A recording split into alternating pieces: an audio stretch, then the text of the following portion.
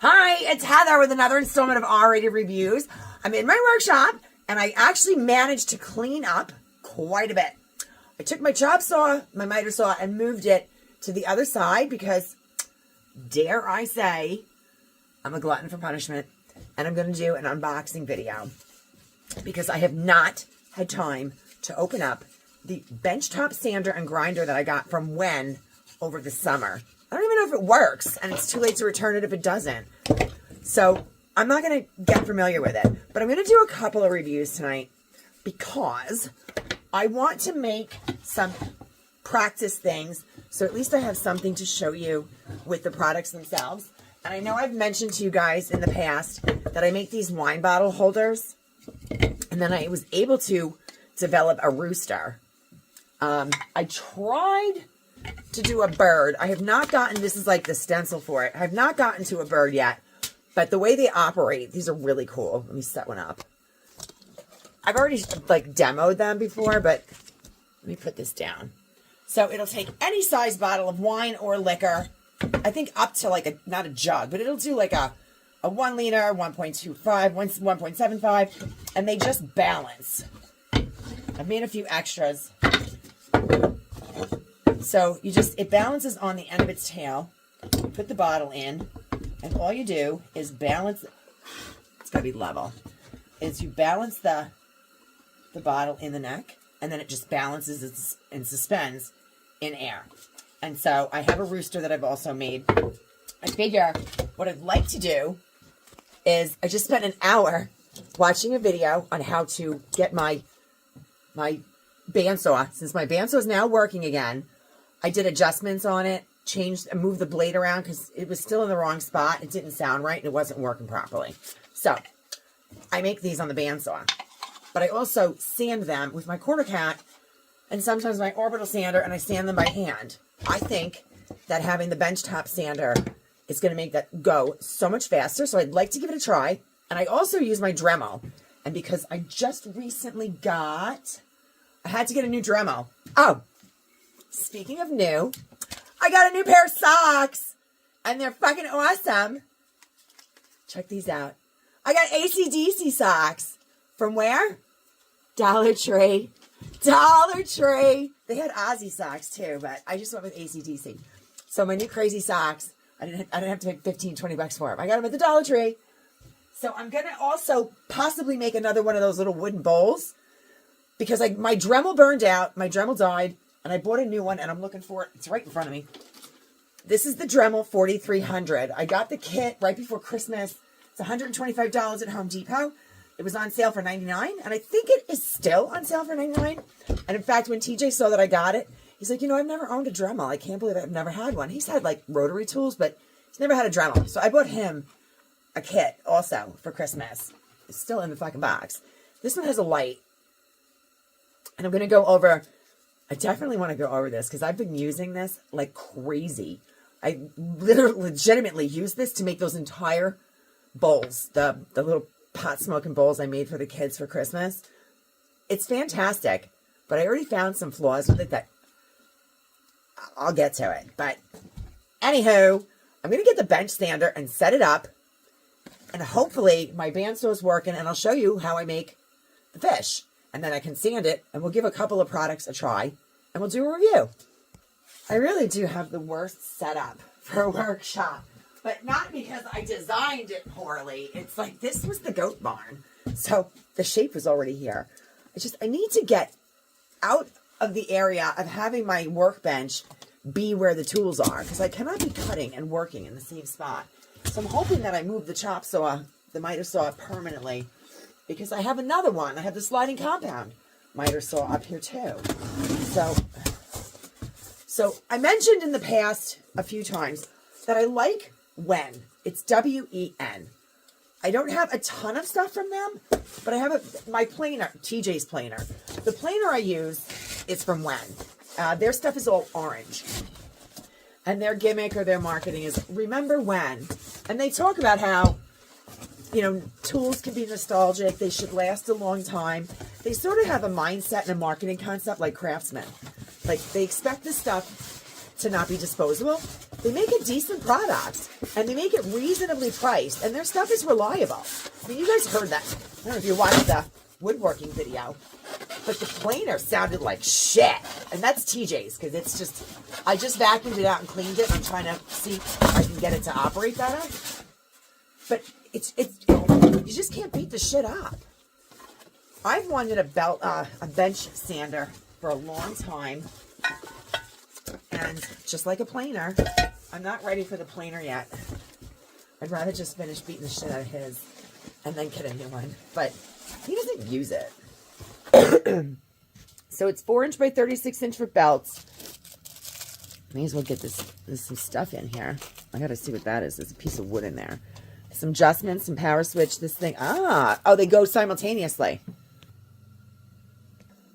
So what we have is the 4" by 36" belt sander with a 6" disc. I always love a new tool. I don't like to do the unboxing on a new tool that I have no experience with, because the unboxing doesn't even go well when it's something that I'm like well versed in. I can fuck a vacuum review up. I have a thin piece. It's a little too thin, but it's a practice piece. I'm going to see if the bandsaw is working. I have to draw my stencil on here. I'm going to turn this on though. I just want to hear it. I don't have anything to sand yet. Oh! I'll sand one of these. I already have one made. So I'll sand this one. We'll give it a try. All right, that definitely needs some adjustment. It wasn't running perfectly centered, and when I turned it one way, it started moving out. So I started turning this the other way, the orange one, and now it's like right in the middle. But I'll show you, because it's ever so slightly askew. So I'm just going to move it over that way a tiny bit and show you how we did that.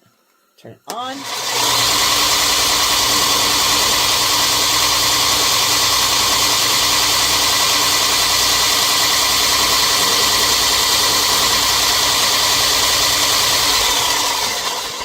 Easy peasy, lemon squeezy.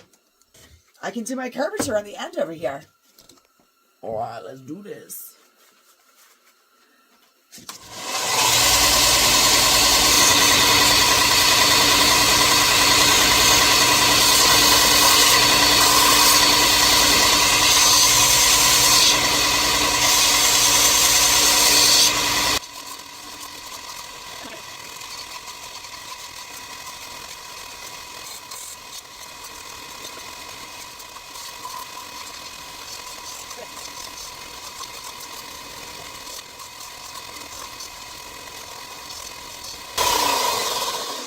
Holy shit, this is going to save me an immense amount of time. The grit is definitely too low. I need a higher grit so that it's not so rough. But it's done. It would have taken me at least a half an hour. I'm going to use my Dremel. And luckily, I already have the sandpaper on there. I'm going to tell you right now, the two issues that I mentioned. So this is the Dremel 4300. It made me very sad when my first Dremel died. I had the 75th anniversary edition that my ex-husband bought me. I had to look up what year Dremel was created to find out what year was 75. I want to think it was like 07. I was very sad when it died. But this one, some of the features, I want to get let me grab the kit because it comes with a lot of shit. Okay, so the Dremel comes in this box.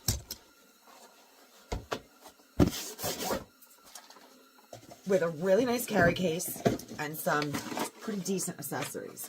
I love the fact that the accessories that are inside not only come in a case. Let me close this. It doesn't want to close. Is it not working? The case, this isn't closing. Tell me that's shitty. Anyway, the case locks in, the little case of accessories locks into the big case. And then it has, I'm not sure. These are bigger necks and so different attachments and accessories. So the great new feature about the 4300, besides how fast the revolutions are. My initial Dremel, I think, when I read about it, was 1,500 to 3,000 or 3,500 to 5,000 revolutions, the RPMs. This one It's called the 4300 because I think that's the minimum. It goes up to 10,000. I believe that's what I read online. Got it at Home Depot. Has a huge book. I mean, there's too many languages. How does this come out? There are instructions on how to get this out. Oh, slide it. There's a picture. You slide this out. It looks like I'm going to hurt my hand, though. Wait, do I lift it up and slide it? There's a fucking picture. It's got an arrow. You can't slide it. Oh, do I slide it this? What the fuck? How am I supposed to slide this? It's up against a lock over here. I can't slide it that way. I certainly can't slide it that way. But there is a picture with an arrow that says, like, slide. Okay, just pull it. Just fucking yank it. Now, I do want to see. I've still been using this to death. All right. Let me move some accessories around and see if it's not closing because of the accessories. So I'm going to get pissed if this doesn't stay shut. It doesn't. That's shit. And it has a lip. It's supposed to grab this. Do I push it? Oh, okay. Nope. Fuck you.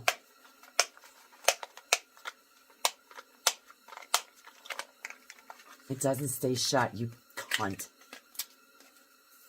That's, you know what? Don't tell me someone checked that and said, yeah, that's the way to go. Because this is going to go all, oh, look how many pieces are in here. I mean, this is one thing about Dremel. The shit's tiny. How fucking dare you? You got to tape it. If you don't tape it, get some Velcro. Because this, I would be real. I'm actually quite pissed about that. I'm quite pissed because I can't use that. I was going to use that case and reuse that case when all that shit was gone. I would refill it. Let me get past that. One of the best features about this is that now they redesigned it completely. It's a colletless chalk. Right after I get like 9 different size collets for the pins that go in the neck, all different size collets. No more colletless chalk. I mean, it's great, but maybe, I can't believe I only thought of it now. It comes with 40 accessories, corded premium rotary kit, 1.8 amp. I wanted to see the revolutions on it, the RPM. Okay, so it has a separate on-off switch and speed, so you could always choose and adjust the speed. There's a light on it now. Don't like the fucking light. I'm really like, I'm ready to take this back. I love it. But I want to take it back and perhaps get one that doesn't have issues. I think I may have gotten a sort of faulty one. Here we go. So now you find accessories by color. You've got carving and engraving is like teal. Cutting, decoupage, and quartz, I don't know what that is. It's red. Yellow is cleaning, polishing. Oh, it's a different fucking language. Quartz. All right.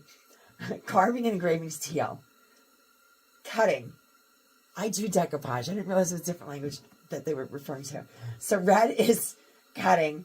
Green is grinding and sharpening. Orange is rounding. Purple is sanding.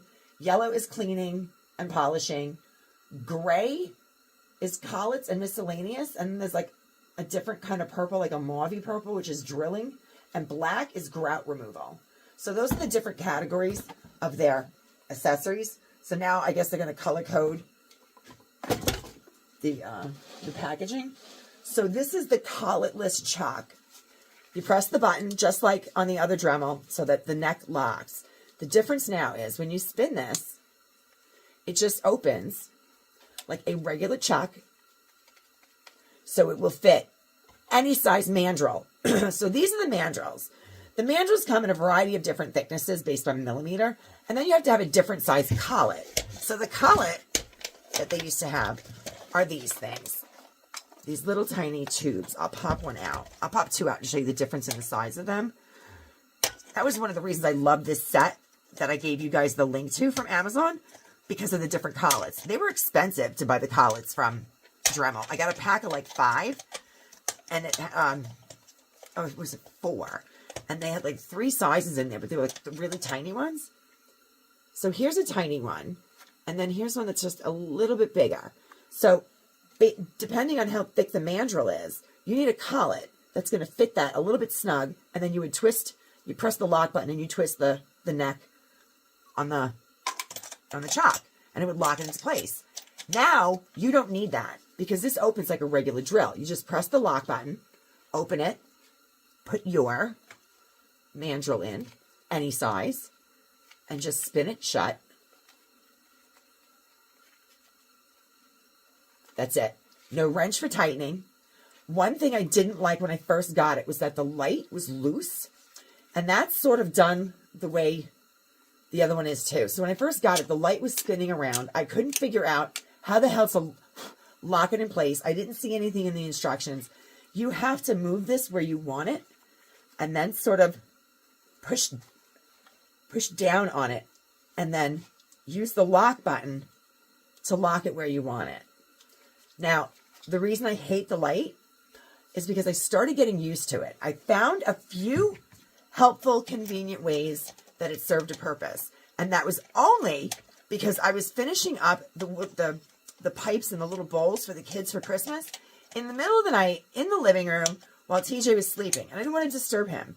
So rather than it's loud. It says it's not as loud as the old one. It's fucking louder. I think it's louder because it's got a bigger motor on it, but it's loud. I didn't want to turn all the lights on. So I was like in the dark trying to sand, and I'm like, oh, let me put the light on. It shuts off. It won't stay on. I have a faulty functioning light. I hope it fucking does it when I show it to you tonight, because if it doesn't, I'm gonna be angry. But it does. The revolutions on it, the RPM, it sanded. I made the kids' bowls out of like tree limb, and I'll show you. I carved with the sander. It did a fantastic job. It's really fast. It's really powerful. It can handle a lot more work than the one that I had. Like, I think I can put those sanding discs on it that I was showing you I got off of Amazon that my old Dremel didn't like very much because it was like, it was a bit too much for them. I think this one can handle it with ease because now Dremel actually makes those as well. The other downside to this is because it's so powerful, when you have it on high, when you put it on and you have the speed turned up, these areas here, and they're on both sides, they don't let out air. They let out fucking wind. Wind. Now, we all know my shop is cold. No matter how warm I make it in here, when this thing is on and I'm using it out here, it blows ice cold air all over my hands and my legs. And no matter which way I turn it, it doesn't fix it because they're on both sides. So that's a little bit of a downside, at least in the winter. But what I'd like to do is I want to even out these edges, because this is the Wen bench sander has a really rough grit. That's going to be like a 60 grit. And I want something that's a little smoother. So I'm going to turn the light on. I hope it fucks up like last night. I mean, I don't want it to be broken, but it turned off like 6 or 7 times in about a minute and a half. And it was so frustrating because the button to turn the light on is not that. It's this little tiny button. And you have to kind of press it. Like I pressed it. You have to really press it. And it's a big area, but it's a tiny button. And it's like, there's a little nubbin in there. So it's not, I like the idea of it. Plus, it tends to get in the way.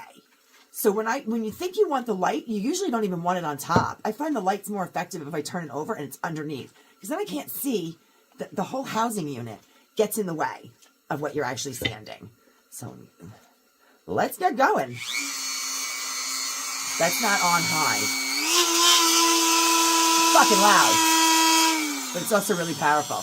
And I like that there's a window gauge with numbers on it. So when you spin it, it tells you that's at 15. Actually, that was at between 10 and 15. So it was like 13. It was closer to 15. It was 13, goes up to 35 is the highest number. I don't know if this is something in there that tells you what that means, but those are the power levels, and it's down to 6. So I do love the colletless chuck. That part's awesome, but it will go nice and slow. My other Dremel used to struggle to go slow. Like it didn't want to do anything. Like if you held it against something, it would almost stop spinning because on low, it wasn't strong enough. This will actually sand, but it's jumping around. I need to go faster.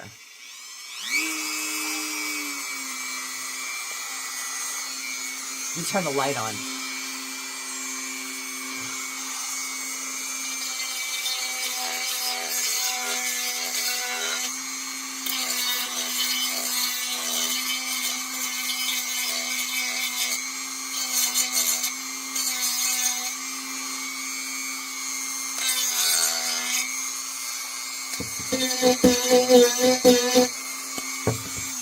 Of course it's going to make a liar out of me and the light is still on. Such bullshit, I swear.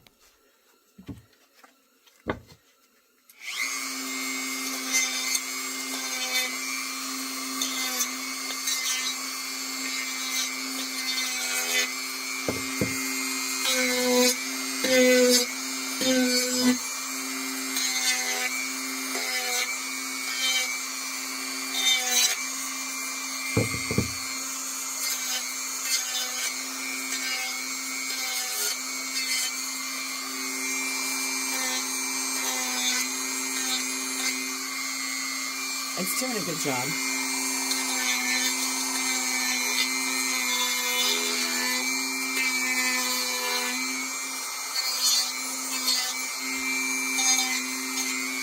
Now, I want to get in here and take care of those lines and ridges that you see there.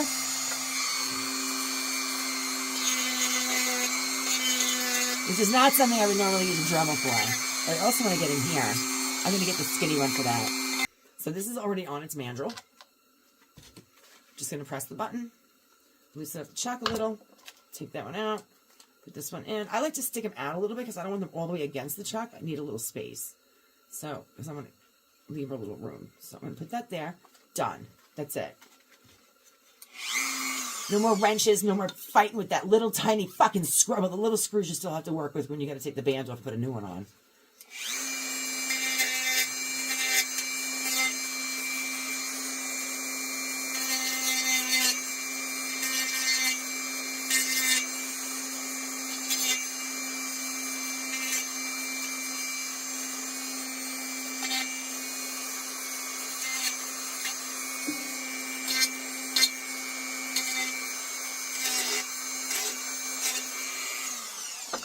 And then what I would normally do is just take any kind of piece of sandpaper. I like to fold it so there's a crease.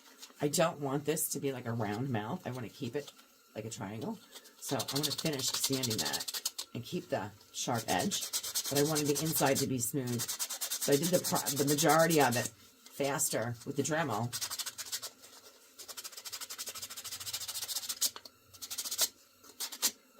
And now, soft lips! I'm also going to show you how these little sanders will help you with almost carving. So this is about the size of the dip. I have to put little, where's the finished fish? Is it finished? Okay, so you see the little ridges? I'm going to do that with the thin band, the small band on the Dremel. And then, how many do I have? It's, okay, 2 on this. Okay, so one big one in the middle and then descending on the sides. This is going to go right through. I got to hold it steady, so let me turn it this way. And I'm going to use the workstation. No, I'll just put it right here.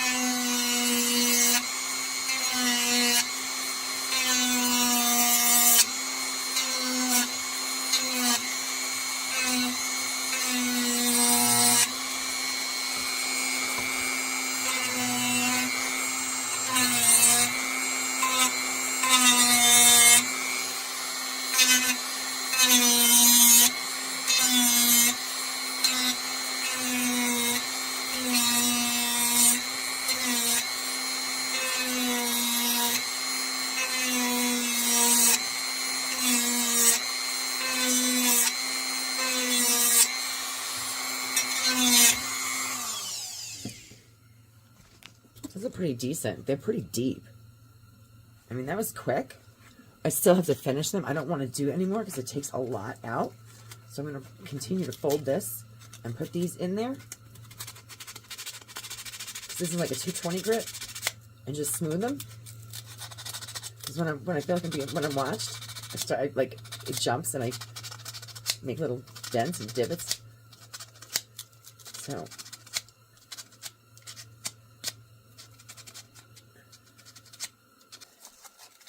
otherwise, I know I saw one over here, sandpaper wrapped around a chopstick.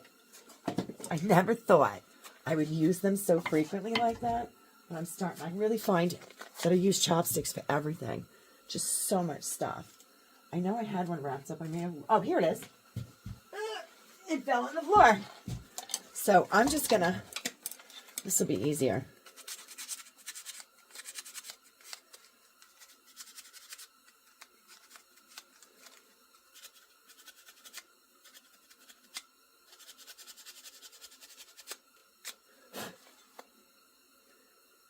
And then I'm going to paint it. I do have to, now I'm going to use the belt sander.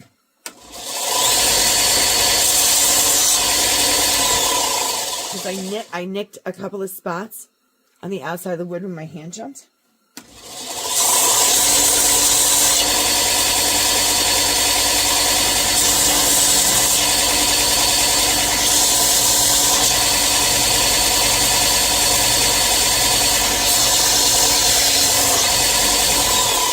Now I want softer. I want to finish that. I want to finish around the edges.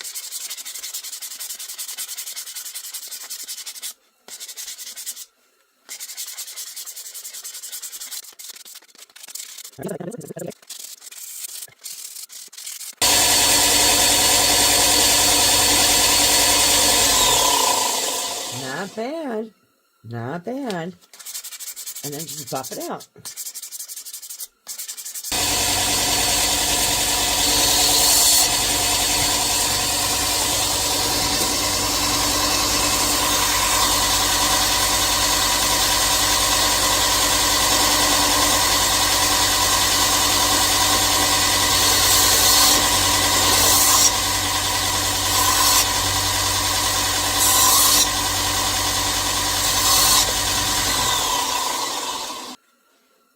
This is that same bottle of wine that's been out here since my client appreciation barbecue back in August.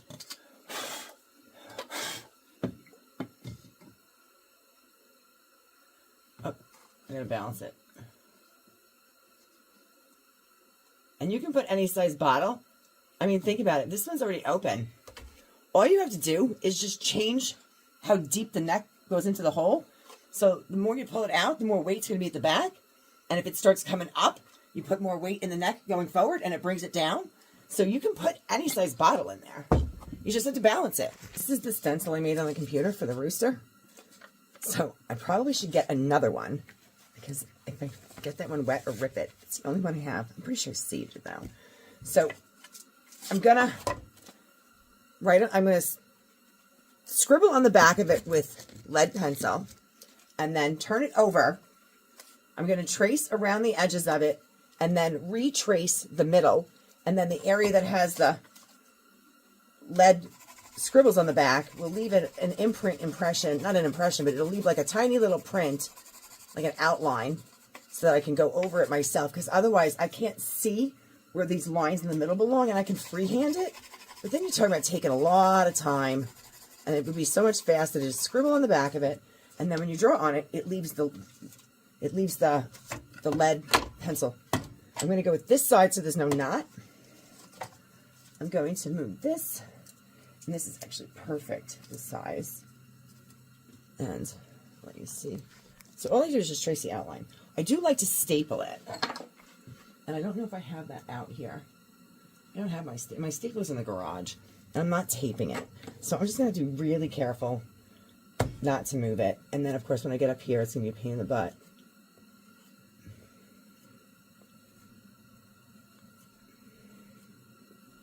And then hopefully my bandsaw will cooperate, and I'll show you how I cut these. And then you'll see why I was whining and bitching that I needed my bandsaw fixed.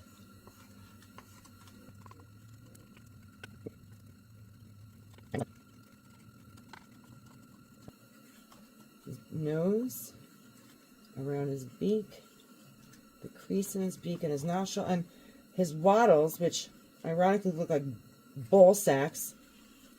Tell me these don't look like ball sacks hanging there. And then this goes up here. And when I pull it off, there's a faint outline of it. See? And now all I have to do is just go over it.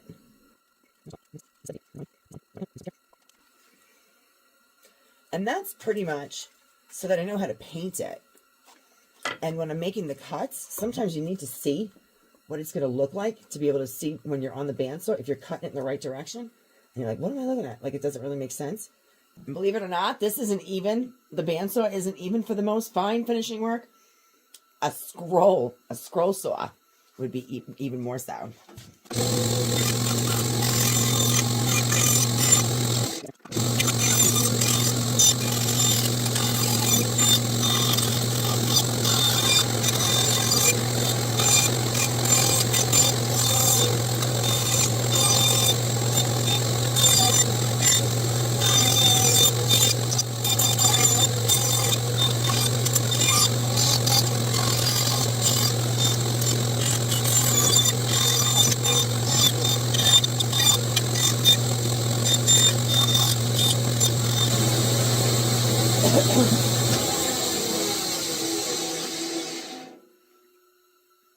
Pretty detailed. I mean, I got into some good grooves and everything, and I think it took like 10 minutes. That's not bad. And then I can sand anything. Just go into the sanding process. Then I use a hole saw. It does look short though. And the other one I made, I must have extended it somehow, or I used the wrong stencil. This is not going to stand up. So it has to be a certain length. You have to have a hole saw with the hole in the middle. The hole has to be a certain diameter, and it has to be located in a certain spot with a specific angle on the tail, or in this case, the back of the neck. So definitely a good practice one, but I can't use it. So there's a rooster. It's cute. So that's the bandsaw that I've been bitching and moaning about for so long. I really, so far, like the Wen sander, the benchtop grinder. I will try to, let me do one more thing. I'm going to make a bowl out of that tree branch. And I'm going to show you how the Dremel did a great job. And I'm going to see if the belt sander or the grinder will help make it faster the way the Dremel did. And this one, unfortunately, I don't think it can be a live edge. And well, it could be if it's not going to be pipe shaped. I'm going to swap this out quick for the larger sanding band. But I'm going to use that in a minute. I want to test out the Wen belt sander first and see if I use the edge of it, if I can get the curvature that I want for a pipe.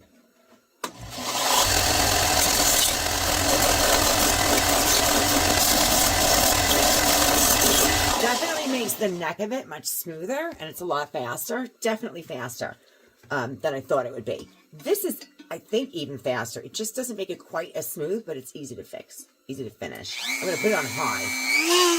Watch this bitch go. Actually, I'm going to put this, this is why I love the bandsaw. I'll be right back. Definitely got some excess taken off of that. So I'm going to go with, I want to have like a better, nicely fancy shaped pipe.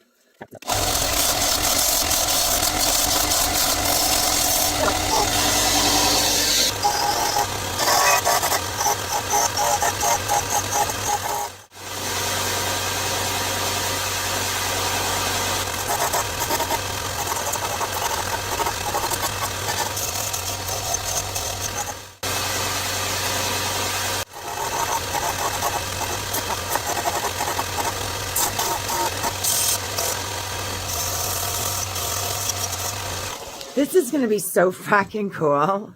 Like, I wish I could go to craft fairs and just sell fucking pipes to people. I mean, this is going to be really cool. It's almost like, right now it looks like a Danish shoe. But I think the top I want to have flat. I want to get more of a curvature in here. I want this to go round, almost like a smoking pipe. And then I'll put the, I I want to be cautious because I might want to leave this live edge over here if I can. And then just take out the rest over here. It's pretty awesome. So, I'm loving the Wen Bench top sander and grinder. The grinder's fantastic. And you see where I made a mistake and I put it in the wrong direction? I knew not to, and it wasn't my intent to do that. I flipped it over and was trying to do it a different way. You don't go against it. You do have to hold it in a certain position. Pretty happy with the way my bandsaw cut a rooster, even though my cock was too small. It was too, my cock was too short. I have to get a longer cock.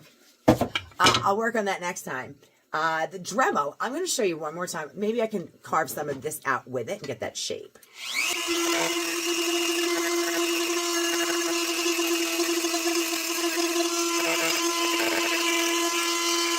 I think this is actually going to work better for them. Questions or comments? Please feel free to leave them. If you want to hit like and subscribe, I would love that. Feel free to share it. So the Dremel 4300, I think it's still $99 at Home Depot with 40 accessories, colletless chuck. The light stayed on. Makes a liar out of me every time.